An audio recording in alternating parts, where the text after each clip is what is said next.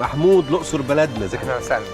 ازي حضرتك؟ عامل ايه؟ لا من ساعه ما كنت ضيفنا من سنتين ونص اهو، لا الدنيا الحمد لله اتطورت. لا الحمد لله اتطورت. دي دنيا جميله. انت شغلك جميل. الله يخليك. بقى شغلك اجمل. الله يخليك. النهارده احنا عندنا حاجات اعاده تدوير. اشتغلنا السنه دي برضو على اعاده التدوير. ايوه. فكره الشيش اللي الناس كلها بتشيله وتركب الموتال. هنا الشيش. نعمل ايه كده؟ الشيش. ده تقيل مش مش تقيل. ده بيتعمل كرسي. دي شياش قديمه يعني. ورجل كنبه قديمه. كل ده حاجات انت قعدت استخدامها.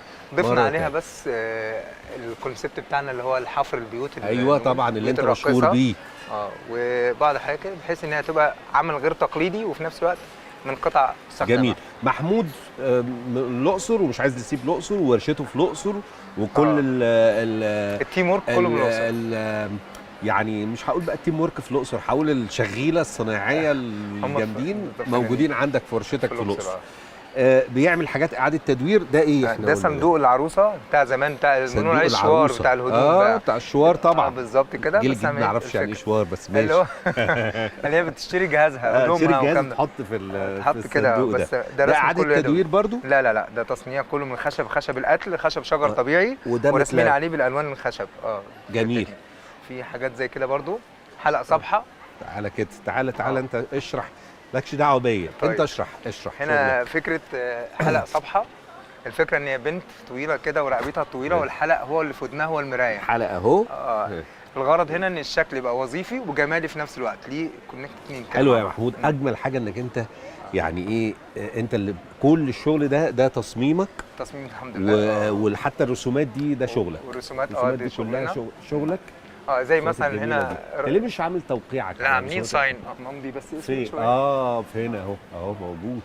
وكل لوحات دي ليها معنى وليها دلاله. زي مثلا الحلق والعمه اللي هناك دي كده هناك اهي. دي الراجل اللي هو الحلق. احنا بنتكلم على فوق هنا. دي الراجل العمه والست حلق. مثلث الست او اللي هو اللي بتفكر فيه دايما التزامات كتير في البيت. ده مرسوم في اللوحه.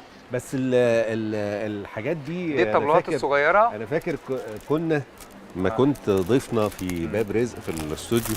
انا بقى اقول لك صح. اتفضل.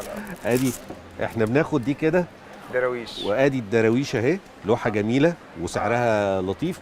بتاخد كذا واحده تعملها على الحيطه. تعمل كده على الحيطه حركه تعمل الميشه كده على الحيطه اهي. مثلا ايه، انا بحاول اشيلها من الكيس. امسك يا محمود. اتفضل. ليه بقى بنشيلها من الكيس؟ عشان تشوفها بوضوح يعني. حتى الموتيفات الشعبيه القديمه اللي كان نستخدمها زي القله والزير والحاجات دي. انا كل القصه بنحاول نخلي الناس تعرف العناصر اللي كنا نستخدمها زي لمبه الجاز وظيفتها. ده الزير. دي الجره. ده الجره بتاعت الميه والزعلة. وده الفانوس بتاع النور. زلعه الميه وده فانوس. وطبعا الديك ده ليه دلاله برضو. النشاط والصحيان يعني كده بدري. لذيذ. الوان طبعا لطيفه جدا. جميل انك انت تعمل عاملين الحاجات دي بمقاسات مختلفه. هنا برج الحمام ميد ان ايجيبت. حلو. دي شخصيه طبيعيه اسمها منى صديقتنا، بس عاملين لها بقى ملامحها فيس شعبي. حلو. فما بين اعاده تدوير وما بين النحت على الخشب وما بين الرسم على الخشب وما بين الموتيفات المصريه الهويه المصريه والمرايات.